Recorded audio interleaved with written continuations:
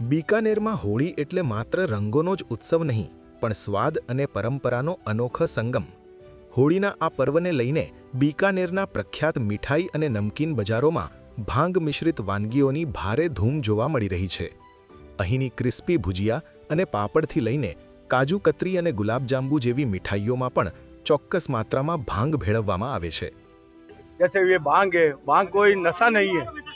हम लोग यहाँ पे चुनाव कराते हैं, लोग दूर दूर से भी आते हैं और ये भांग भी लेते हैं. होली जो है मस्ती का त्यौहार है और बीकानेर मस्तानों का शहर कहा जाता है और यहाँ बीकानेर एक ऐसा क्षेत्र है जहाँ पर हर मिठाई के अंदर आपको भांग मिलती है. हम लोग इसका कोई नियमित रूप से सेवन नहीं करते हैं क्योंकि ये जो है औषधि है, बट होली के अंदर इसका विशेष महत्व है भांग का, तो इसलिए हम लोग केवल होली के लिए 2 दिन.